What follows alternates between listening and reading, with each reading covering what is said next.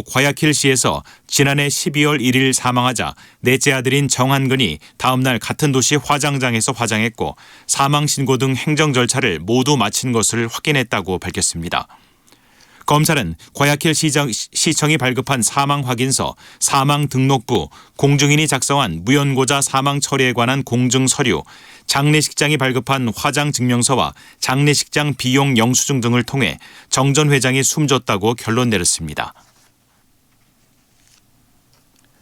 서울시는 지난달 광화문 광장에서 이루어진 천막 행정 대집행과 관련해 관련 비용 1억 4,600만 원을 우리공화당 측에 청구했습니다. 서울시가 청구한 비용은 용역 인건비, 장비 비용 등입니다. 서울시 관계자는 물품 보관비, 인명피해 보상비 등을 포함해 2차 청구를 할 예정이라고 말했습니다. 오늘도 전국이 대체로 맑은 가운데 불볕더위가 이어지겠습니다. 내일 중부지방은 대체로 맑겠지만 강원 영서에는 한때 소나기가 오는 곳이 있겠고 남부지방은 가끔 구름이 많이 끼겠습니다. 내일 아침 기온은 전국이 17도에서 22도로 오늘과 비슷하겠습니다. 서울지방의 현재 기온은 32.8도입니다. 김태규였습니다. KBS 1라디오 3시 뉴스를 마칩니다. 지금 시각은 3시 5분입니다. KBS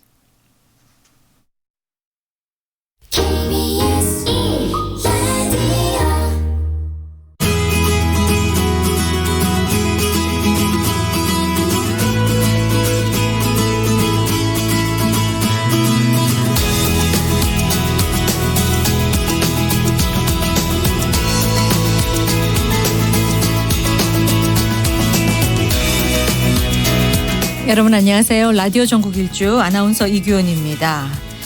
각종 기기와 책상이 빼곡하게 들어가 있는 아파트 경비실. 보통 한여름이면 이 경비실 내부 온도가 40도 가까이 치솟는 경우도 있다는데요. 얼마나들 더우실까요?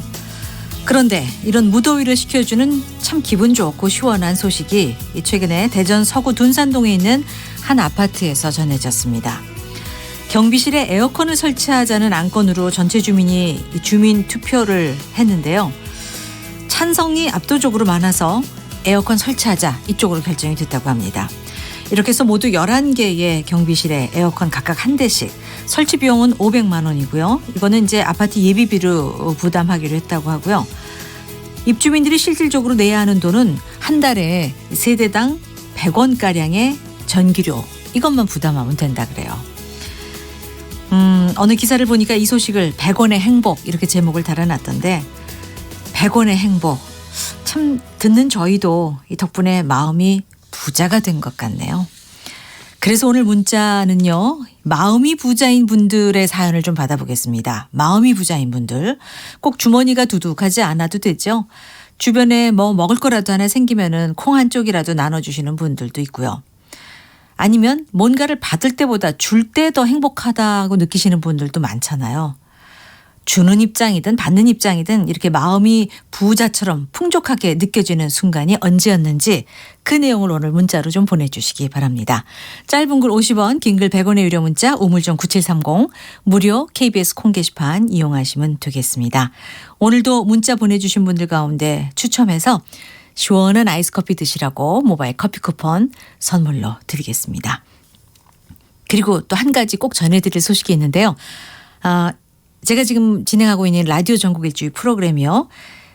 KBS 1라디오 실시간 유튜브 계정을 통해서도 이 오디오와 비디오, 이 스튜디오 안의 모습까지 함께 보실 수 있습니다. 유튜브에 들어가셔서 KBS 1라디오 실시간 이렇게 검색하시면 될 겁니다. 그러면 이 방송을 어떻게 진행하고 있는지 이 화면으로도 함께 보실 수가 있으니까요. 지금 한번 들어가 보시죠. 예. 자, 라디오 전국 일주 출발합니다.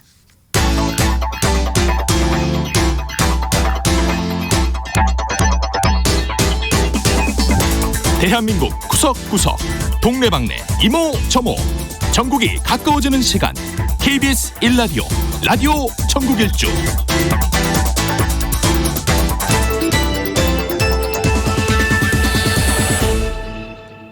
네, 먼저 지역 뉴스 브리핑입니다. 오늘은 한겨레 신문 김호한 기자와 함께하겠습니다. 안녕하십니까? 네, 안녕하세요. 네, 이 급식과 돌봄의 일을 맡은 전국 학교 비정규직 노동자들 오늘 파업 이틀째를 맞아서 여전히 학교 급식 등은 차질을 빚었죠. 오늘 상황 좀 정리해 주시죠. 네, 그렇습니다. 그 학교 비정규직 노동자들의 파업이 이틀째를 맞았는데요. 급식 중단 학교와 파업 참가자 수는 소폭으로 좀 감소를 했습니다. 네. 여전히 이제 상당수 학교에서는 급식을 좀 차질을 빚고 있어서 학부모들이 불편을 겪고 있는데요. 교육부가 공식적으로 집계한 걸 보면 전국 1만 454개 학교 중에서 24.7%인 2,581개교가 이제 오늘 급식을 하지 않는 것으로 파악이 됐습니다. 네. 이 가운데 이제 1,300여 곳 정도는 빵과 우유를 제공하고 한 480곳 정도는 도시락을 싸오게 했다. 이게 이제 교육부의 설명인데요. 지역별로 조금 살펴보면 인천 같은 경우는 이제 155개 학교가 급식을 중단하고 있고요. 네. 그 전체 이제 학교 비정규직 9,661명 중에 1,230명 정도가 이제 오늘도 파업에 참여한 것으로 잠정적으로 집계가 됐습니다. 네. 인천 역시 다른 지역과 마찬가지로 그 빵과 우유 등으로 대체 급식을 하거나 개인이나 위탁 도시락을 급식하는 것으로 오늘을 이제 이어가고 있는데요. 학부모들 사이에서 조금 더 불편을 호소하는 건 이제 초등학교에서 돌봄 교실 운영이 중단된 그렇죠. 상황인데요. 네, 그러니까 오늘도 이제 그 돌봄 교실들 상당수가 운영을 하지 않았지만 네. 어제보다는 조금 이제 줄어들었습니다. 그렇군요. 그래서 그 정상 운영되는 학교가 전날 어제보다는 한 100여 곳 정도 늘어난 것으로 교육부는 집계를 했습니다. 네. 그런데 이번 학교 비정규직 노동자들의 파업과 관련해서 학생들도 입장을 낸 것이 있다고요? 네, SNS 같은 데서 이제 보신 적이 있을 텐데요. 예. 파업으로 학교 운영이 차질을 빚으면 예년 같으면 이제 불편함을 호소하거나 아니면 그 노동자들을 비난하는 목소리가 굉장히 높은 게 이제 일반적인 상황이었는데 이번 경우에는 이제 학생들이 직접 파업을 지지하는 목소리를 내는 것들이 좀 많이 눈에 띄고 있습니다. 예. 인천 남동구 남동초등학교에서는 학생들이 파업을 지지하며 이제 시위에 응원을 하는 이제 메시지가 담긴 포스트잇을 전달하기도 했고요.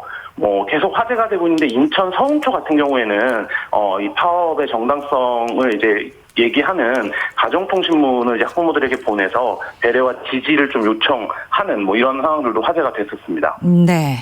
자, 다음 소식 보겠습니다. 이 광주시가 이 무더위에 대비해서 이 폭염 저감 시설을 설치하기로 했다는데 이게 벌써부터 무용지물 논란이 일고 있다는데 이게 무슨 얘기입니까?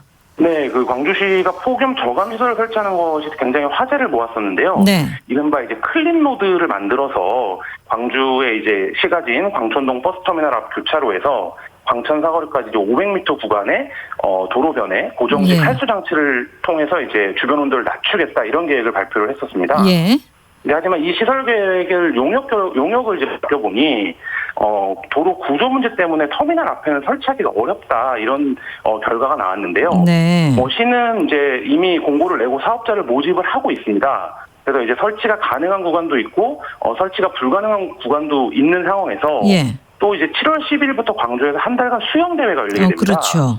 예, 그러면 이 기간에는 가급적 공사를 하지 않겠다라는 또 방침을 동시에 밝히면서 예. 너무 좀 오락가락 졸속으로 사업을 추진하는 것이 아니냐 이런 비판이 나오고 있는데요. 이에 대해서 광주시 관계자는 버스터미널 앞 도로는 경사 문제로 물이 흐르지 않아 네. 클린로드를 설치하는 게 의미가 없다. 다만 공사를 하겠지만 행정 절차를 감안할 때 여름에 가동하기는 좀 어렵게 됐다. 아하. 이렇게 밝혔습니다. 올여름은 좀 어렵다는 얘기일까요? 네, 그렇게 보이는데요. 이게 워낙에 좀 화제를 모았던 그 행정이라서 예. 좀 광주시가 너무 졸속으로 추진한 것이 아니냐 이런 비판이 나오고 그러네요. 있습니다. 졸속 행정, 오락가락 행정 네. 여기에 대해서 이제 비난을 받고 있군요. 자, 직접 고용을 요구하면서 지난달 말부터 시위를 이어가는 한국도로공사 이요금 수납원 노조원들 오늘 오전 한때 이 경부고속도로 서울 톨게이트 하행선에서 이 점거 농성을 했었는데 지금은 농성은 끝났지만 또 대부분의 노조원들이 그 요금소 앞에 남아서 집회를 계속하고 있다는데 지금까지도 계속됩니까? 네, 그 요금 수납원들이 오전에 톨게이트를 점거했다는 소식 뉴스로 들으셨을 텐데요. 농성은 끝났지만 서울 톨게이트 요금소 앞에서 직접 고용을 요구하는 집회를 이어가고 있습니다. 네. 30일부터 서울 톨게이트 구조물을 위해서 30여 명의 노조원들이 고공 농성을 시작을 했고 그렇죠. 텐트 농성도 닷새째를 맡고 있는 상황인데요. 이때 요구는 그 요금 수납원을 자회사 정규직으으로 전환을 지금 하려고 하고 있는데 이 부분에 대한 도로공사의 직접 고용을 요구하고 있는 상황입니다. 네. 그 요금 수납원들이 전체가 한 6,500명 정도 되는데요. 이 가운데 한 5,100여 명은 자회사 전환을 받아들이고 근무를 계속 하겠다라는 입장인데 예. 그 민주노총과 톨게이트 노조를 중심으로 한 1,500명 정도가 지금 자회사 전환에 동의하지 않은 채 도로공사의 직접 고용을 요구하고 있습니다. 예. 자, 지난달에 경기도 용인의 한 아파트에서 이 35개월 된 여자아이가 반려견에 물리는 사고가 있었는데 관련해서 이 반려견 소유자 이 좁은 실내 공간에서는 반드시 이 목줄을 잡도록 하는 방안이 추진 중이라면서요. 네, 그 폭스테리어가 굉장히 사나운 개인데 네. 이 입마개가 의무화되어 있지 않은 견종이어서 논란이 됐었는데요. 지난 21일에 경기도 용인의 한 아파트에서 35개월 된 여아가 이제 물리는 사고가 발생을 했었습니다. 네. 근데 이제 목줄을 만약에 잡고 있었다면 이런 사고를 방지할 수 있었을 것이다. 이런 이제 비판이 높았는데요. 농림축산식품부가 이 부분에 대해서 반려견 소유자 안전관리를 강화하고 목줄 길이를 2m로 제한하는, 그러니까 외출할 때는 반드시 목줄을 해야 되고 그 길이도 2m로 제한하는 방안을 추진하겠다라고 밝혔습니다. 네. 자, 소식 하나만 더 보겠습니다. 이 대구시가 에너지를 절약하고 또 온실가스 줄이기 위해서 탄소 포인트제 시민 가입을 늘리겠다고 밝혔는데 이 어떤 내용인지 탄소 포인트제는 뭔지 좀 설명부터 해주시죠. 네, 탄소 포인트제는 이제 가정이나 상가, 아파트 단지 같은 곳에서 전기나 수도, 도시가스 사용량을 절감하는 것에 따라서 포인트를 부여하고 현금이나 지역에서 쓸 수 있는 이제 인센티브를 제공하는 건데요. 네. 대구에서는 2009년부터 이 제도를 시행해 왔습니다. 예. 전체 100만 세대 중에 40만 세대 정도가 가입을 했고 올 상반기 한 7,300톤 정도의 온실가스를 감축한 것으로 지금 효과가 드러나고 있는데요. 네. 이게 어느 정도냐면 30년생 된 소나무 110만 그루를 심은 효과입니다. 이 부분에 대해서 이제 그 대구시는 한 1억 7천여만 원 정도의 인센티브를 지급한 것으로 밝히고 있는데요. 예. 이 부분에 대해서 이제 하반기부터 인센티브 지급액을 세대당 연간 최대 3만 5천 원에서 5만 원으로 확대해서 네. 예산을 더 증액 편성해서 시민들의 적극적인 참여를 유도하겠다 이렇게 밝혔습니다. 다른 지역에서 좀 따라하면 좋을 것 같은데요. 이런 제도는. 네, 굉장히 성공적으로 안착된 제도이기 때문에요. 예. 다른 지자체들에서 좀 따라했으면 좋겠습니다. 오늘 소식 잘 들었습니다. 고맙습니다. 네, 감사합니다. 네, 지역 뉴스 브리핑 오늘 한겨레 신문 김한 기자와 함께했는데요. 늘 이 시간에 좋은 소식 전해주셨던 백병규 시사평론가 개인적인 사정으로 내일까지는 이 김한 기자와 함께하겠습니다. 자, 라디오 전국 일주 함께하고 계신 지금 시각 3시 16분 됐습니다. 유튜브에 들어가셔서 KBS 1라디오 검색하시면 실시간 유튜브 계정 만나실 수 있는데요. 이 방송 듣고 보고 다 하실 수 있습니다. 문자도 주고 계시네요. 저의 모습을 보니 전국 일주 실감 난다고 하신 분도 계시고 목소리로 지역 소식 듣다가 이렇게 화면으로 만나니까 참 새롭다고 하는데 저도 새롭습니다. 저도 좀 어색하고 평소 그냥 자연스러운 모습이 유튜브를 통해서 다 이렇게 공개가 되고 있는데 많이 들어와서 보시기 바랍니다. 예. 자, 문자 오늘 주제가 마음이 부자인 분들의 사연을 받아본다고 했는데 살펴보죠. 문희원 씨. 빌라 건물지하에 작업실 운영하고 있는데 건물주인 아주머니께서 매달 세금 계산서 가져다 주실 때마다 과일이며 요구르트며 또 명절에는 사과 박스도 갖다 주세요. 늘 감사한 마음 가지고 더 깨끗하게 공간을 쓰려고 합니다. 하셨고요. 1348님은 아는 동생은 오미자, 머루주, 매실청, 김치 등등 본인 먹을 거 남겨두지 않고 상태 좋을 때 나눠줘야 한다면서 그렇게 퍼주네요. 그러니까 주변 사람들도 그만큼 돌려주네요. 보기 좋아요. 라고 하셨고 6755님 친구가 수박 장사하는데 수박 한 통에 10,000원. 어떨 때는 그냥 안 받고 가게에 남은 야채를 줘요. 친구도 어려운데 천사 같은 친구가 있어서 아주 행복합니다. 라고 하셨어요. 이런 문자 소개해드리니까 오늘 지금 서울 기온이 한 33도 정도 되는데 더위가 다 가신대요. 예. 마음은 훈훈한데 몸은 시원해지고 있습니다. 7504님 다리가 불편한 할머니께서 청소할 때 애쓰시는 모습 보고 서서 청소하는 마대 청소기를 2만 원 주고 사드렸습니다. 아유, 너무너무 행복해 하시는 모습 보고 마음이 뿌듯했어요. 하셨어요. 7504님 모바일 커피 쿠폰 선물로 드리겠습니다. 자, 이렇게 마음이 부자인 분들의 사연 보내주시기 바랍니다. 뭐 주는 입장이든 받는 입장이든 마음이 이렇게 부자처럼 풍족하게 느껴질 때 그런 순간들 있잖아요. 지금 당장은 아니라도 과거의 어떤 순간 기억을 떠올리셔서 문자 보내주시기 바랍니다. 짧은 글 50원, 긴 글 100원의 유료 문자 우물정 9730 또 무료 KBS 콩 게시판 이용하시면 되겠습니다. 유튜브 KBS 일라디오 지금 시청하시는 분들도 유튜브 통해서 또 문자 남겨주시면 저희가 또 확인하겠습니다. 자, 지역 소식 들어봐야 되겠죠? 오늘은 춘천부터 가보겠습니다. 춘천에 김미주 리포터 안녕하십니까? 네, 춘천입니다. 춘천 지금 날씨 어떻습니까? 굉장히 맑고 덥긴 하지만 날씨가 굉장히 좋습니다. 네. 더워서 지금 낮 기온은 어느 정도나 올라갔어요? 지금 한 22도 정도고요. 한낮에는 22도요? 네, 지금? 한낮에는 네. 33도까지 오른다고 오늘 예정이 돼 있습니다. 이미 그러면 지금 낮에니까 한 30도 넘었겠어요. 네, 그죠? 33도로 되어 있습니다. 자, 춘천에 매월 2일과 7일이 되면 아주 풍성해지는 곳이 있다는데 어디입니까? 네, 살 것은 많고 두 손은 모자라는 곳. 바로 전통 민속장터의 모습을 그대로 유지하고 있는 춘천 풍물시장입니다. 네. 복선 전철을 구조물 하부 공간을 이용해서 개장한 전국 최초의 전통 재래시장이고요. 이 장날은 2일과 7일자로 끝나는 날 2일, 7일, 12일, 17일, 22일, 27일에 오전 7시부터 저녁 8시까지 열립니다. 네. 그래서 춘천 시민들뿐만 아니라 수도권 관광객들의 나들이 장터로도 인기 만점인데요. 장이 열릴 때마다 무려 4만 명에서 12만 명 정도가 찾는다고 아이고, 합니다. 예. 남춘천역에서 걸어서 5분 거리이기 때문에 춘천에 방문했다면 이곳을 들르는 것이 가히 최고의 선택이 아닐까 싶습니다. 아하. 뭐 풍물시장은 여러 곳에 있습니다만은 뭐 최대 12만 명까지 찾아갈 정도면 뭔가 특색이 있다는 거 아니겠습니까? 네, 일단 눈과 입이 즐겁습니다. 역 근처라 교각이 많은데요. 춘천 출신 문인인 김유정의 동백꽃이 교각의 그림으로 다시 피어나기도 했고요. 옛날 남춘천역 팻말에 조형물을 세우면서 추억을 되새길 수 있습니다. 옛날 여기에 뭐니 해도 맛있는 특산물, 과일이면 과일, 다른 곳에서도 쉽게 볼 수 없는 농수산물과 특산물까지 만물상이 따로 없는 곳인데요. 네. 그래서 많은 분들이 장날만을 기다린다고 합니다. 잠시 임병철 상인회장의 이야기 들어보시죠. 네. 우리 시장에 오시는 분들이 그냥 물건이나 사러 오시는 게 아니라 문화적 그런 요소도 함께 즐길 수 있는 볼거리, 즐길거리를 좀 만들려고 하다 보니까 이렇게 마련이 되고 있습니다. 그다음에 북쪽 지역의 열매들이 단단하고 그 당도가 높습니다. 따뜻한 지역 거보다. 그래서 그런 것들이 우리 시장에 이제 자랑거리화되고 있다고 좀 자랑을 하고 싶습니다. 네. 이 과일 자랑을 굉장히 많이 하셨는데 어떻게 김미주 리포터도 시장에 갔으면 좀 맛있는 것 좀 많이 먹고 왔어요? 네, 사실 상인 회장님이 햇 옥수수가 그렇게 맛있다고 하시더라고요. 예. 아무래도 진짜 맛은 이 추위를 견디면서 내기 때문인데요. 그 삶은 맛있는 햇 옥수수를 생각하면서 시장 입구부터 구경을 하는데 옛날 튀겨주는 뻥튀기부터 오디, 살구며 꽈배기 등등 이 한 걸음 한 걸음 갈 때마다 제 발목을 잡았습니다.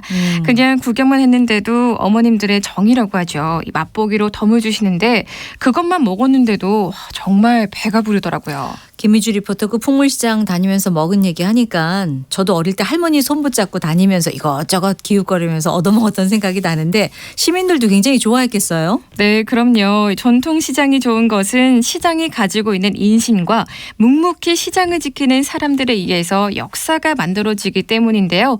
풍물시장은 처음에는 노점상들의 삼토로 시작됐지만 잊혀졌던 장터의 멋과 정취를 되살리면서 많은 사랑을 받고 있습니다. 여기에 넓은 주차 공간도 있고요. 먹자 골목 식당도 있어서 여러 가지 음식 맛을 편하게 즐길 수가 있습니다. 네.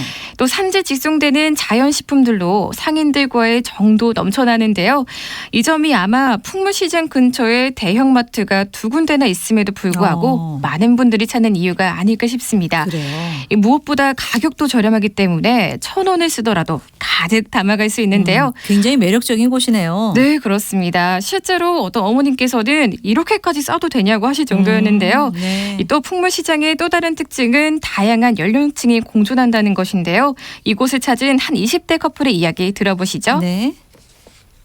그냥 맨날 데이트하다가 이색 데이트 겸 해서 원래 또 이런 분위기 되게 좋아하고 그래가지고요. 먹거리도 많고 볼 것도 많고 구경도 하고 맛있는 것도 먹고 2일 7일 매일 열려가지고 그것 때문에 온 거거든요. 여자친구분 어떠세요? 네, 재밌어요. 그냥 맛있는 거 많고 볼 것도 많아서 자, 대구 마지막 5,000원. 오징어 더 마지막 이제. 엄마 5,000원. 아유, 막 살아있네요. 예. 시장 소리가 정말 정겹게 느껴지는데 젊은 층들이 이색적인 데이트하기에 아주 좋은 곳인 것 같습니다. 또 이곳 풍물시장만의 어떤 특이한 점이 있을까요? 네, 매주 금토일에는 야시장도 운영되는데요. 네. 시장 뒤쪽으로 잔디밭 광장이 있는데 밤이 되면 알록달록한 푸드트럭들이 모여서 새로운 새싹이 열립니다. 밤 12시까지 다양한 먹거리뿐만 아니라 버스킹 공연까지 하니까요. 주말에 오시면 정말 많은 추억을 만드실 수 있을 겁니다. 밤까지 아주 북적북적 즐겁게 놀 수 있는 곳인 것 같은데 이 풍물시장 방문하기 위해서라도 춘천 좀 찾아가 봐야 되겠네요. 네, 그렇습니다. 풍물시장 근처에는 공지천과 물레길이 인근에 위치하고 있어서 문화적 휴식 공간과 야외 나들이에도 좋은데요. 저 같은 경우에는 시장에서 배를 두둑하게 채우고 공지천을 한 바퀴 도니까요. 이 소화도 되고 참 좋더라고요. 네, 여러분도 주말에 춘천 풍물시장에 오셔서 소박한 정과 시장만이 가지고 있는 재미 그리고 상인들로부터 긍정적인 에너지도 함께 받아가시기 바랍니다. 지금까지 새로운 매일매일을 선사하고 보물 같은 풍물시장이 있는 곳 춘천에서 전해드렸습니다. 네, 김미주 리포터였습니다. 이 방송이 유튜브 KBS 일라디오라고 검색하시면 실시간으로 유튜브 계정을 통해서도 지금 여러분들이 듣고 계신데요. 화면 보시면서 이원현 씨 잘 듣고 시청하고 있다고 하시고 김명화 씨 이 아나운서 보니까 저도 방송국 마이크 앞에 좀 앉고 싶다고 하셨어요. 박이순님, 강정치님, 박종화님 다 반갑다는 인사를 보내오셨습니다. 제 머리 색깔까지 다 보이는군요. 참 머리 예쁘게 염색하셨다고 박종환 씨가 말씀하셨는데 또 오늘 좀 새로운 기분인데요. 사실은 저희가 시험 방송을 며칠 동안 했었고 오늘 이제 정식으로 여러분에게 공개하면서 이 유튜브 실시간 방송을 보내드리고 있습니다. 저도 살짝 기분이 좀 흥분이 되고 여러분들도 이렇게 생겼구나 스튜디오가 이런 모습이고 이규현 아나운서가 저런 모습이구나 하면서 이렇게 유튜브에 또 댓글도 달아주시니까 방송이 좀 더 이렇게 풍성해지는 것 같습니다.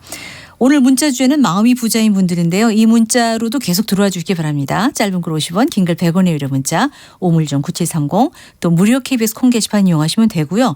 바로 이 유튜브에 들어오셔서 이곳에 여러분들이 문자 내용을 남기셔도 저희가 또 소개해드리고 또 추첨해서 선물도 드리겠습니다. 자, 지역 소식 계속해서 이번에 순천으로 가볼게요. 류희선 리포터 안녕하십니까? 네, 안녕하세요. 순천입니다. 네, 이 여수에 무료로 해양 레저 스포츠 체험할 수 있는 곳이 있다고요. 네, 그렇습니다. 오늘 같은 날씨 30도를 넘어서 굉장히 뜨겁잖아요. 그렇죠. 네, 이런 날 정말 물로 뛰어들고 싶은 생각인데 여름하면 그래서 가장 많은 인파가 몰리는 곳 바로 바닷가입니다. 네. 이 바닷가에서는 물놀이뿐 아니라 또 여름 스포츠도 즐길 수 있어서 그 인기를 더하는데요. 그런 점에서 전라남도 여수는 여름이면 더욱더 빛을 발하는 곳입니다. 그렇죠. 네, 지금 여수에서는 무료로 즐길 수 있는 해양 레저 스포츠 프로그램이 다양하게 마련되어 있는데요. 오늘은 물 좋고 경치 좋은 여수 바다를 200% 즐길 수 있는 방법 소개해드리도록 하겠습니다. 네. 먼저 현장으로 가보실까요? 오늘 카약 교육 시작하겠습니다. 일단 카약은 노를 어떻게 젓느냐에 따라서 스피드라든가 즐길 수 있는 그런 부분이 있잖아요. 카약도 서핑처럼 파도를 탈 수가 있어요. 그래서 그런 부분을 먼저 가르쳐 드리고요. 시작하겠습니다. 하나 둘. 배 갈까요? 이렇게 잘 가요. 이렇게 가다가 내가 방향 전환을 하고 싶다 그러면 뒤에서 앞으로. 오늘 여수 놀러 와가지고 홈페이지 보고 처음 왔는데 카약 어려울 줄 알았는데 너무 재밌고 다음에 또 와서 꼭 타고 싶어요. 처음에는 멀미를 해서 안 타려고 했어요. 근데 막상 타니까 바다가 너무 푸르고 너무 이뻐요. 근데 소호동 바다까지 남해 바다 다 볼 수 있어서 너무 이뻤어요. 너무 멋있었어요. 아이고 여수 바다 저도 보고 싶네요. 물소리만 들어도 시원함이 전해지는데 그 카약을 무료로 배울 수 있다는 거죠? 네, 그렇습니다. 이 문화체육관광부와 대한체육회가 주최하고 여수 스포츠클럽이 주관하는 여수 해양 레저 스포츠 체험은요. 해양 레저 스포츠 활성화를 위해서 기간 내 상시 무료로 운영이 됩니다. 네. 이 장소는 여수 소호 요트 마리나와 또 웅천 친수공원 해변 두 곳에서 진행되는데요. 여수를 찾은 관광객들과 시민들에게 보다 많은 체험 기회를 제공하고 또 체험을 시작으로 이 해양 레저 스포츠 저변 확대를 위해서 마련이 됐습니다. 네, 그러면 카약 외에 또 어떤 것들을 즐길 수 있습니까? 네, 소호요트 마리나에서는요. 윈드서핑과 딩기요트 또 시돈 카약 크루저를 체험할 수 있겠고요. 웅천 친수공원 해변에서는 윈드서핑을 포함해서 딩기요트, 패들보드, 스노클링, 스쿠버 등 총 9개 종목을 즐길 수 있습니다. 아니 이런 게 다 무료예요? 네, 그렇습니다. 아, 좋네요. 저도 취재차 가서 가장 기본으로 즐길 수 있다는 그 카약 즐기고 왔는데요. 예. 소호 요트 마리나가 위치한 가망만은 삼면이 만으로 둘러싸여 있어서요.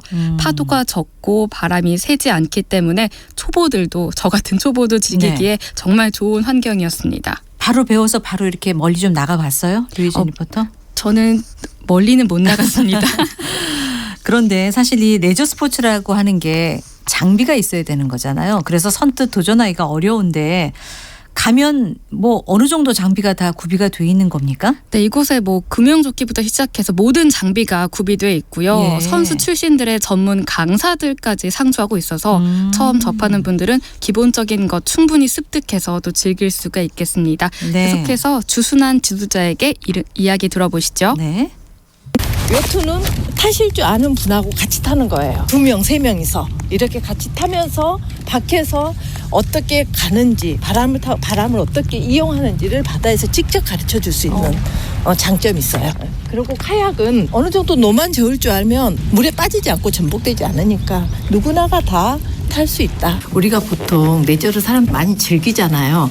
근데 그런 레저가 어떻게 보면 엔진이라든가 기계 아니면은 뭐 수동적이라도 내 몸으로 하는 건 그닥 많지가 않잖아요. 근데 이거는 자연을 내가 몸소 느끼고 즐길 수 있고 그다음에 본인 스스로가 노력을 해야지 여기에서 오는 재미, 흥미, 그다음에 막 이런 것들이 바다에서 많이 나오는 것 같아요. 그래서 이 자연 환경을 어떻게 즐기느냐에 따라서 정말 좋은 취미 생활이 될 수가 있는데 여수 여기 소호 요트 경기장 같은 경우는 그런 조건들이 다 갖춰져 있어요.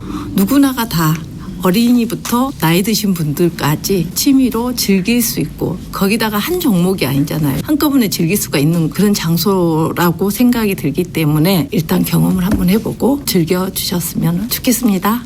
아니 그래서 바다 옆에 사는 분들이 전 참 부럽다고요. 네, 맞아요. 이런 거 이제 무료 체험 신청하는 방법이 어떻게 되는지 이걸 좀 소개해 주세요. 네, 초등학교 4학년 이상 시민과 관광객 누구나 현장 접수와 전화 예약 또는 여수시 OK 통합 예약 홈페이지를 통해서요. 온라인 예약도 가능합니다. 네. 체험은 매주 수요일부터 일요일 오는 9월 30일까지 운영을 하고요. 예. 참여자들은 물 빠짐에 좋은 옷, 아쿠아 슈즈, 모자, 여보옷 등을 준비해서 가시면 되겠습니다. 현장에는 역시 유료로 사용하는 샤워장 2개소가 있고요. 또 물품 보관함도 위치해 있습니다. 아, 다 무료인데 이건 유료군요. 네, 이 사용료는 네, 금액을 내셔야 합니다. 예.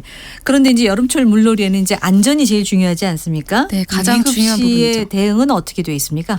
네, 일단 해양경찰서와 재난위기 응급조치 시스템이 연결돼 있어서요. 네. 사고 발생 즉시 안내 받을 수 있고요. 역시 여수시 보건소와 또 여수 스포츠클럽과 제휴를 맺고 있는 병원에서 안전사고 관리를 담당합니다. 또 전문 강사가 항상 대기하고 있으니까요. 충분한 강습을 받고 또 스포츠를 즐기는 게 굉장히 중요하겠습니다. 역시 즐거운 여름은 안전이 동반돼야 하니까요. 그렇죠. 네, 이번 여름에 해외로 여행을 가지 않아도요. 여수에서 그 어디보다 멋진 풍경을 또 재미있는 레저 스포츠와 함께 즐겨보시는 건 어떨까 합니다. 네, 여수에서 여름을 200% 즐길 수 있는 방법, 여수 해양 레저 스포츠 무료 체험 현장 소식 잘 들었습니다.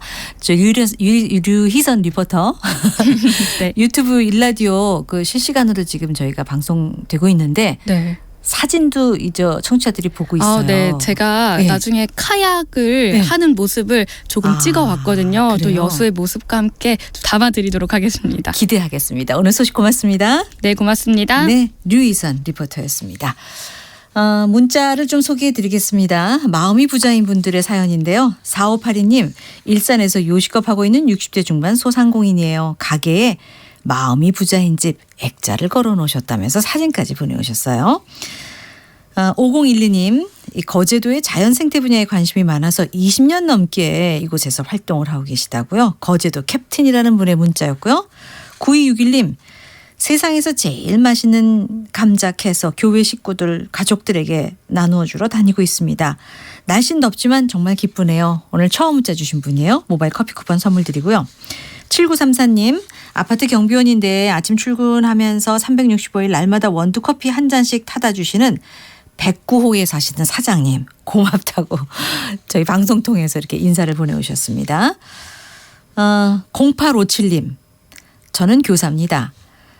요즘 학교 급식이 원활하지 않아 아이들 다 힘들지만 아이들의 밝은 모습을 보니 고맙네요. 그리고 청소하시는 아주머니께 이 비타 음료를 드리니까 참 기뻐하시는 그 모습을 보고 오히려 제가 더 감사합니다. 라고 하셨고 5651님, 100원의 행복이 우리 사회를 살기 좋게 만들어주죠. 퇴직 후 소외계층인 북한 이탈 주민이 한국 사회에 잘 적응할 수 있도록 재능기부 차원에서 도움을 주고 있습니다. 가끔 이분들이 고맙다는 한마디 건넬 때 그렇게 행복할 수가 없네요. 라는 문자 보내오셨어요. 짧은 글 50원, 긴 글 100원의 유료 문자 우물정 9730 무료 KBS 콩 게시판 그리고 유튜브 KBS 일라디오 들어오셔서 문자 남기시면 되겠습니다. 마음이 부자인 분들의 사연 받고 있습니다. 이번엔 날씨와 교통 상황 간추린 뉴스 이어드리겠습니다. 기상청 송소진 씨 날씨 전해주세요. 네, 뜨거운 볕에 기온이 크게 올랐습니다. 지금 춘천이 33.8도, 서울 32.3도, 대구 31.3도 등으로 대부분 30도를 웃돌고 있고요. 폭염주의보가 내려져 있는 서울, 경기와 강원 영서, 충북과 경북 내륙 일부 지역은 33도 안팎까지 오른 곳이 많습니다. 그래도 습도가 그렇게 높은 편은 아니어서 볕이 뜨거운 불볕더위가 나타나고 있어 그늘에서는 땀을 잠시 식힐 수 있는데요. 하지만 폭염이 주말까지 계속 이어질 전망이어서 건강관리에 각별히 주의를 하셔야겠습니다. 오늘 전국이 대체로 맑겠고 자외선 지수와 호흡기와 눈에 해로운 오존 농도가 높겠습니다. 미세먼지 농도는 대부분 보통 단계를 보이겠지만 광주와 부산 등 일부 남부지방은 대기가 정체돼 있어서 나쁨으로 나타나는 곳이 있겠습니다. 한편 장마전선은 지금 제주도 남쪽 해상에 위치해 있습니다. 때문에 당분간 장마는 소강 상태를 보이겠고 대체로 맑고 더운 날씨가 이어지는 가운데 곳곳에 소나기가 종종 내리겠습니다. 현재 서울의 기온은 32.3도입니다. 날씨 정보였습니다. 이어서 이 시각 교통 상황을 KBS 교통정보센터 박경은 씨가 전해드립니다. 네, 먼저 서울 시내 신사역 사거리에서 잠원동 주민센터 사거리 방면으로 신사역 사거리 200m 지난 지점인데요. 신축 건물 공사장에서 건물이 인근 도로 쪽으로 붕괴되는 사고 있습니다. 주변 도로 많이 혼잡하니까요. 참고 운전하셔야겠습니다. 서울 외곽고속도로 판교 구리 쪽으로는 송파 부근 작업 중이라 일대 정체고요. 더 가서 강일 부근과 자유로 부근에서 속도 늦춥니다. 일산 판교 쪽으로는 계양에서 송내 쪽으로 정체고요. 또 이후로 청계터널 부근 갓길에서도 승용차 추돌 사고 처리하고 있기 때문에 청계요금소 부근 2km 구간 정체입니다. 반대 판교 일산 쪽으로 판교에서 청계터널 부근으로 밀리고요. 더 가서 시흥에서 송내 쪽으로 속도 늦춥니다. 이후로는 계양 부근 5차로 막고 작업하고 있기 때문에 1km 구간 밀리고 있습니다. 서해안고속도로 목포 쪽으로 서서울요금소 갓길에서 화물차 추돌사고 처리하고 있고요. 또 중부고속도로 하남 쪽으로는 남이천 부근 1차로 막고 추돌사고 처리하고 있기 때문에 2km 구간 여파받습니다. KBS 교통정보센터였습니다. 이어서 라디오 정보센터 연결해 이 시각 주요 뉴스 듣겠습니다. 일본이 반도체 소재 세계 품목에 대한 한국 수출 규제에 나선 가운데 청와대와 정부가 반도체 생산 대기업의 고위층과 잇따라 만나 대응에 나서고 있습니다. 나시무라 야스토시 일본 관방부 부장관은 4일 정례 기자회견에서 이날 실시된 한국에 대한 수출 규제 강화 조치에 대해 수출 관리 제도는 각국이 독자적으로 하는 것이라고 주장했습니다. 자유한국당 나경원 원내대표는 오늘 국회 교섭단체 대표연설에서 문재인 정권이 절대 권력 완성을 위해 민주주의를 악용하고 있다면서 이는 이코노미스트지가 말한 신독재 현상과도 부합한다고 말했습니다. 더불어민주당 이인영 원내대표는 자유한국당 나경원 원내대표의 교섭단체 대표연설과 관련해 맹목적인 비난만 하고 일하는 국회를 만들자는 제안에는 답하지 않아 아쉽다고 평가했습니다. 홍남기 부총리 겸 기획재정부 장관은 내년부터 50에서 299인 기업에도 주 52시간제가 적용되는 것과 관련해 보완책을 마련하겠다고 밝혔습니다. 3분기 은행 주택담보대출 심사는 더 까다로워지는 반면 주담대 수요는 오히려 늘어날 것으로 전망됩니다. 가계 일반 대출과 중소기업 대출 문턱은 낮아질 것으로 예상됩니다. 과도한 현금복지 사업을 원점에서 재검토하기 위한 전국 기초자치단체 모임이 공식 출범했습니다. 지금까지 헤드라인 뉴스 정원나였습니다.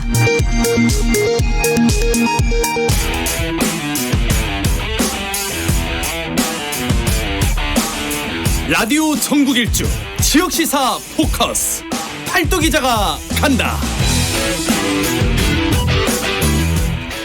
지역의 베테랑 기자와 함께 지역의 쟁점 현안 또 주목해야 할 사건의 뒷이야기까지 짚어보는 시간입니다. 오늘은 충북 지역으로 가보겠습니다. 충청일보의 진재석 기자 전화 연결합니다. 안녕하세요. 네, 안녕하세요. 진재석 기자입니다. 네, 최근에 충북 지역에서는 어떤 이슈가 뜨겁습니까? 네, 지금 최근에 지난 5월 충북 충주시 산청면 한 가수원에서 과수화상병이 발생했는데요. 과수화상병이요? 네, 예. 현재까지 계속 피해 농가가 늘어나고 있습니다. 예, 어느 정도 피해입니까? 네, 충북에서는 사실 2015년도에 제천에서 이제 이 병이 처음 발생했는데, 네. 16년도랑 17년도는 이제 잠잠하다가 다시 지난해 35개 농가에 피해를 입혔습니다. 예. 그리고 또 특히나 문제가 되고 있는 게 올해는 역대 최고 피해 규모를 기록할 전망이라 가지고 아무래도 이 이슈가 가장 뜨거운 것 같습니다. 그래요. 오늘 날씨도 꽤 더운데 이 과수화상병 하면은 과일 나무들이 불에 댄 것처럼 이렇게 화상을 입는 병 이렇게 이해하면 됩니까?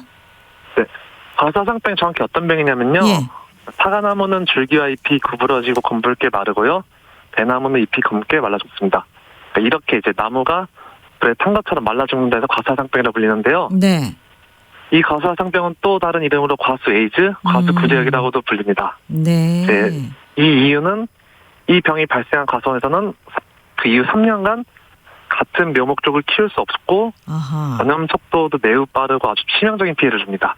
그래요. 그리고 또 감염 경로도 사실 규명하기가 좀 어려워가지고 그런 문제가 있습니다. 그리고 정부는 현재 이 과수화상병을 국가감염병으로 분류해서 관리하고 있습니다. 이게 과일 나무에게는 참 무서운 병이네요. 그러면 현재 이 정확한 피해 규모가 어떻게 됩니까? 충북도가 이제 조사를 했을 때 보니까 지난 5월부터 이제 어제 3일까지 충북 지역에서 이 병의 의심 신고로 온 농가는 128개소고요. 네.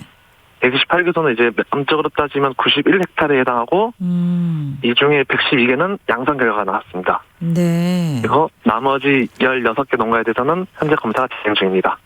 예. 여기에는 배, 사과뿐 아니라 이제 복숭아나 자두, 매실 같은 가수 대부분이 포함되어 있고요. 앞서 과수 에이즈다, 과수 구제역이라고 부르면서 그 감염 경로가 이렇게 명확하게 밝혀지지 않는다고 했는데, 네. 그래도 어떻게 해서 이렇게 전염이 됐는지 원인이 뭔지 좀 어느 정도는 알아냈을까요? 지금 현재 농정당국에서도 좀 이제 그 부분을 파악하고 있는데 예. 정확한 원인과 경로는 아직 규명되지 않았습니다. 예. 이제 상황이 이렇다 보니까 이제 지역 농가들끼리는 얘기하는 게 사실 과수원끼리는 이제 좀 품앗이 개념으로 많이 일을 도와주고 하는데 이 과정에서 이제 과수화상병 옮긴 게 아니냐는 추측성 얘기도 나오고 있고요. 그러니까 사람이 옮긴다고요? 네, 그렇죠. 사람이 이제 옮기는 걸로. 그러니까 네. 이런 사례들이 이런 이야기가 나오는 것 자체만으로도 지금 농가 분위기가 약간 삭막하다는 걸 알 수 있습니다. 아니 그럼 농번기에 품앗이도 못하겠고 이거 어떻게 해야 되는 겁니까? 미리 좀 예방하거나 치료할 수는 없어요? 이 치료나 예방을 이제 이 과수화상병의 가장 큰 문제가 치료할 살균제가 있는 것도 아니고요. 네. 사전에 예방 치료할 수 있는 부분도 없어요. 그래서 이제 이 병이 걸리면은 나무 자체를 아예 뿌리채 뽑아가지고 땅에 전량 매몰 처분하는 게 지금 현재 유일한 방법입니다. 그래요. 또 개화 전에 혹시나 뭐 살균제를 뿌리고 네. 아니면 항생제를 뿌려주는 게 대책이라면 대책인데 이마저도 사실 쉽지가 않습니다. 그래도 효과는 좀 있습니까? 항생제 뿌리고 이 항생제를 살균제 뿌리려고 뿌리면, 예. 이게 근데 결과가 나와야지 그 과산상병 병원균이 검출돼야지 이제 뿌릴 수 있는데 그 부분이 발병 전까지는 확인이 전혀 가능하지가 않아서. 네. 예. 혹시 잠복기라는 게 있을까요? 근데 이 병은 이제 좀 짧게는 3년부터 길게는 20년간의 잠복기가 있는데요. 아이고, 20년까지요? 네. 일단은 이 잠복기는 말 그대로 잠복이고 활동하진 않아요. 근데 이게 활동할 수 있는 환경이 있는데 그게 섭씨 25도에서 19도 스펀나무에 나무 면역력이 확 떨어졌을 때 그때 좀 발병을 하고 발현을 합니다. 네. 그리고 또 병원균이 잠복하는 나무를 좀 미리 베어내면은 확산 예방할 수 있지만은 그러게요. 아까 얘기했듯이 감염 여부가 드러나야지 예. 그때부터 확인 가능해서 어려운 게 많습니다. 어허. 이 병원균에 감염이 됐더라도 증상이 나타나지 않았다면 또 이것도 모르는 거죠? 그렇죠. 그렇게 검사를 해야지 알 수 있는 겁니다. 아유, 이거 아주 골치 아픈 병원균이네요. 그러면 25도에서 29도의 습한 날씨 면역력이 떨어졌을 때 발병한다고 했는데 네. 아주 많이 더워지면 좀 나을까요? 네, 사실 지금 농민들도 기다리고 있는 게 되게 말도 안 되는 것인데 폭염을 좀 기다리고 있어요. 지금 비 같은 것도 말고. 네. 왜냐면은 이 병원균은 이제 섭씨 20도에서 아까 30도에는 왕성하게 퍼지지만은 예. 34도까지 넘어가면서 활동을 좀 잠복기에 들어가는 거죠. 활동을 멈추고 잠복기에 들어가서 차단 측면에서는 빨리 더위가 찾아오는 게 최선의 지금 상황입니다. 또 이런 상황이 있네요. 예. 그러면 충북에 과수를 생업으로 하는 농민들이 참 많은데 아이고 많이들 마음이 아프실 것 같습니다. 그렇죠. 이 병이 아까도 얘기했듯이 이 병이 발병되면은 그 인근 자체에 3년 동안 이제 같은 예를 들면 사과나 배, 복숭아, 자두 이런 같은 식목들을 재배를 할 수가 없어요. 예. 3년 동안. 그리고 아까 얘기했듯이 또 풀이도 뽑아야 되고. 근데 이제 보상은 이제 물론 국가가 지자체에서 해주는데 그게 이제 나무값, 이제 무듬 나무값이당 생산 손실 보상금이 전부고요. 네. 특히 사과 같은 경우는 또 이제 다시 과수나무를 키워서 하는 게 자체가 10년 이상 걸리니까 예. 아주 농민들한테 큰 손실이죠. 아니 충주는 또 사과가 유명한데 충주도 그렇고 뭐 인근 지역에서도 이게 병이 언제 퍼질지 모르니까 진짜 불안하고 걱정도 많으시겠습니다. 농민들이. 네, 농민들이 이제 충주 쪽은 사과가 되게 유명한데 네. 사과 나스에서도 일단 과사상병 양성 반응이 나왔고요. 네. 이 잠복기 같은 게 또 있으니까 또 다른 데도 이미 번져갔는데 발생을 안 했을 뿐이지 잠복기 있을 수도 있다는 거고요. 그렇죠. 그리고 또 이게 아까 얘기했듯이 전염도 좀 빠르게 확산이 돼가지고 예. 이 인근 충주와 제천 같은 광범위한 지역에 이미 병이 펴질 수도 있다는 가능성이 언급되고 있습니다. 예. 그래서 농민들이 계속 걱정하고 근심을 나누는 상황이죠. 아이고, 걱정도 하고 또 이 과수재배 더 이상 못하겠네 포기하시는 분들도 나올 것 같은데 지자체에서는 어떻게 준비하고 있습니까? 일단 충북도는 내일 내일 각 도내 11개 시군장과 부시장 관계자들이 참석한 도시군 정책협의회를 통해서요. 네. 올해 대규모로 발생한 과수화상병에 대한 발생 현황을 서로가 공유하고 그리고 또 충북도 농업기술원장도 이 자리에 참석해서 예. 예방 대책에 대해서 어느 정도 얘기를 할 겁니다. 예. 어쨌든 뭐 대응을 좀 선제적으로 할 수 있는 것이 어떤 것들이 있는지 좀 지혜를 모아야 될 것 같습니다. 오늘 말씀 잘 들었습니다. 네, 감사합니다. 예, 전국 시사 포커스 팔도 기자가 간다. 충청일보 진재석 기자와 함께했습니다. KBS 1라디오 라디오 전국 일주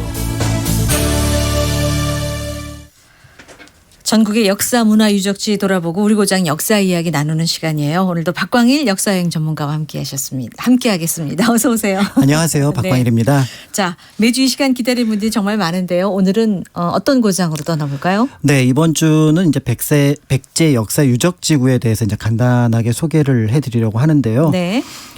다음 주부터 이 지역이 이제 뭐 백제 문화유산 주간 이렇게 해서 이제 여러 행사들도 펼쳐진다고 합니다. 네. 그런데 이제 백제라고 하면은 많은 분들이 이제 알고 계시지만 실제로 아직까지도 잘못 알려지거나 또 한편으로 덜 알려진 부분들이 있는데요. 그 중에서 이제 세계유산으로 지정된 장소 중에 이제 포함되고 있는 부여의 관북리 유적, 그다음에 네. 이제 나성에 대해서 말씀을 드리려고 합니다. 예. 말씀 들어보니까 저도 백제에 대해서는 모르는 게 더 많네요. 예, 이 기회에 좀 공부를 해야 될 것 같은데 그 백제 나라 이름이 여러 번 바뀐 걸로 전 알아요. 그 정도는 알아요. 그렇죠. 네. 지금 말씀하신 것처럼 백제의 이름이 여러 개였다 그러면 깜짝 놀라시는 분들도 계실 것 같은데요. 네. 실제로 이제 삼국사기 기록을 보면은 나라 이름이 3개가 나옵니다. 그 중에 하나가 지금 백제고요.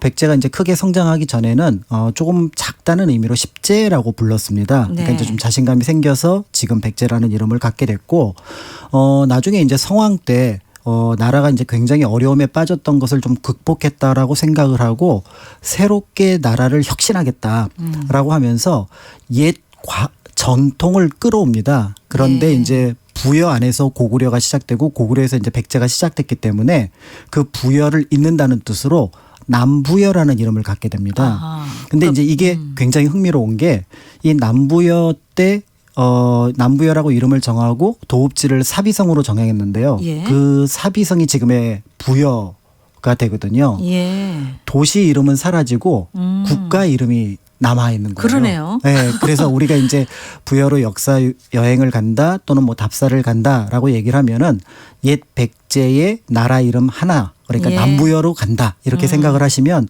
조금 좀 뭐랄까 색다른 느낌으로 답사를 하지 않을까 이런 생각이 그러네요. 듭니다. 도시 이름은 사라지고 국가 이름으로. 예, 도시가 이제 그 이름을 대신하게 된 거죠. 예.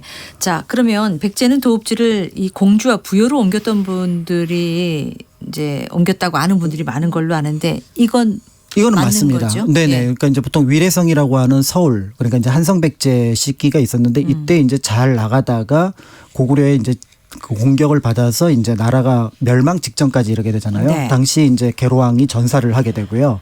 그러니까 거의 피란 가다시피 이제 공주로 옮겨가게 됩니다. 네. 그런 면에서 이제 공주는 도읍지이기도 하지만 60년 남짓 짧은 기간밖에 없었기도 하고 한편으로는 도읍지로서 좀 좁다라는 느낌, 예. 이런 느낌이 그러니까 들었나 제대로 봐요. 된 도읍지는 아니었다. 그렇죠. 예. 그러니까 이제 그 성왕이 이제 무령왕을 지나면서 성왕이 백제가 다시 강해졌어. 예. 좀 힘이 느껴진다.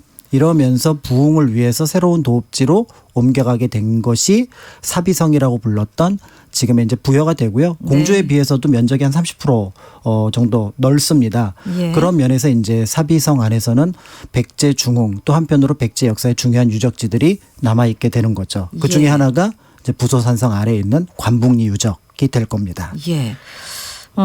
글쎄요. 뭐 이제 관북리 유적 발견되면서 이제 조금씩 그 백제의 옛 모습이 확인이 되는 건데 어떤 것들이 확인되는지 궁금해요. 이제 관북리 유적이라고 하는 게 이제 많은 역사 연구자들이나 또 한편으로 이제 그 발굴에 참여하는 분들이 기대했던 것들이 있어요.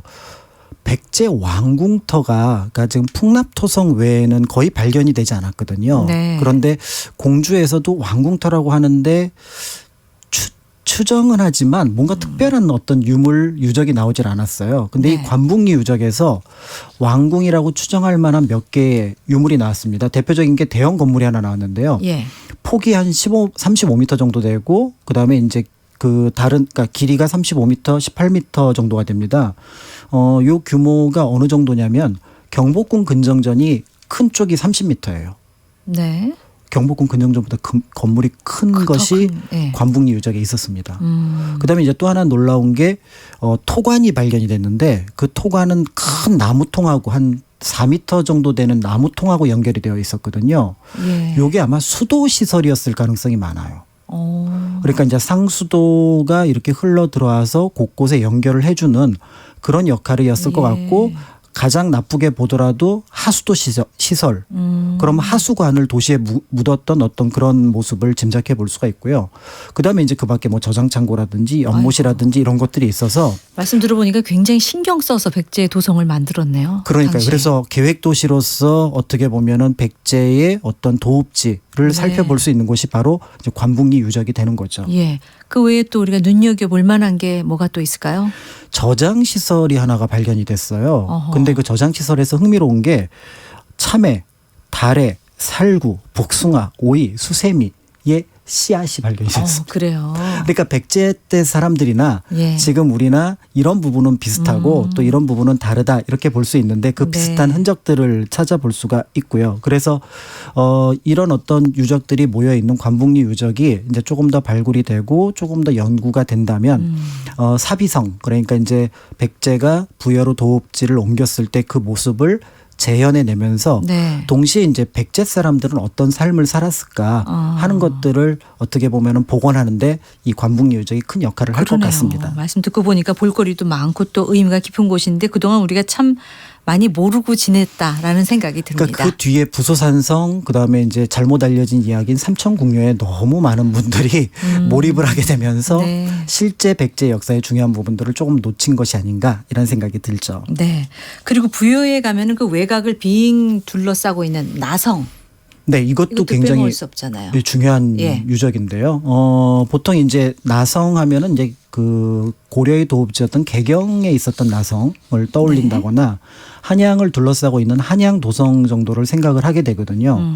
그런데 실제로 부여에 나성이 있었다 그러면 아니 그런 고대 도시에 나성이 있었어 이렇게 생각을 하게 되는데 네. 부여라는 도시 자체가 그 금강이 삼면을 둘러싸고 있습니다. 그래서 북쪽, 남쪽, 서쪽은 금강이 휘 감아 돌고 있고요. 예. 동쪽만 이제 어떻게 보면은 육지로 연결이 되어 있는데 그 부분을 성으로 쌓은 겁니다. 이제 요게 중요한 이유는 요 나성의 어떤 위치를 통해서 옛 백제의 도읍지 영역이 어느 정도였는지를 짐작을 하게 되는데 네. 흥미로운 거는 이 나성 바로 바깥에 예. 백제 왕들의 무덤으로 추정되는 능산리 구분이 있어요. 나성 밖에요. 바로 밖에. 예. 이게 어떤 의미냐면 한양도 마찬가지인데요.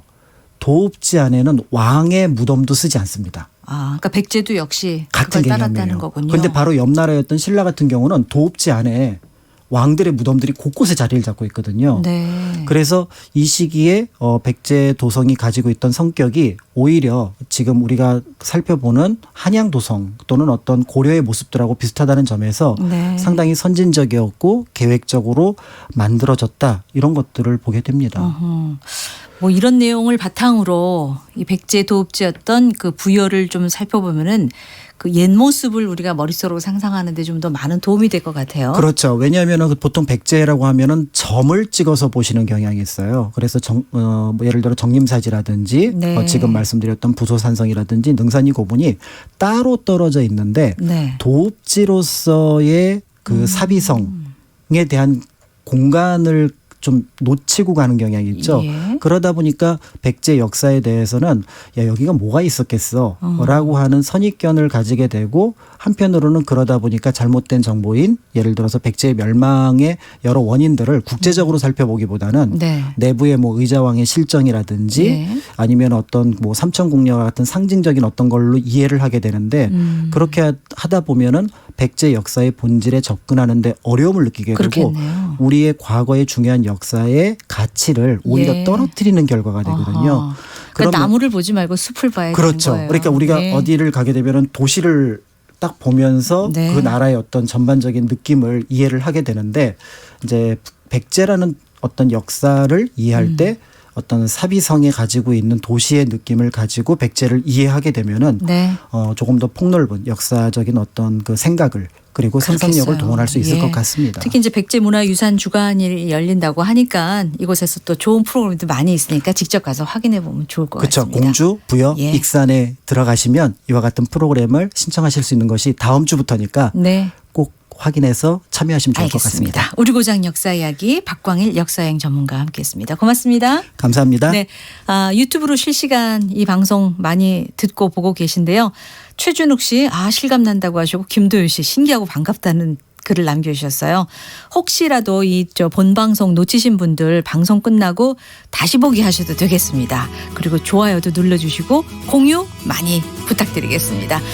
오늘 문자 주신 분들 감사드리고요. 선물 받으실 분들 게시판에 올려놓고 개별 연락 드리겠습니다. 내일도 3시 5분 잊지 마세요. 아나운서 이규현이었습니다. 고맙습니다.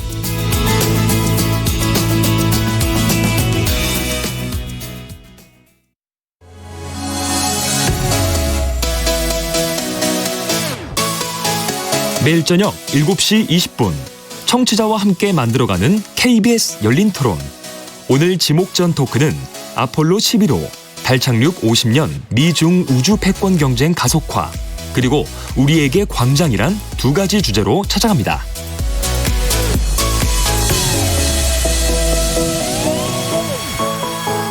보름여 뒤면 아폴로 11호가 최초로 달에 착륙한 지 50년이 되는데요. 달 재탐사를 향한 미중과 세계 각국의 경쟁, 그 이유를 짚어봅니다.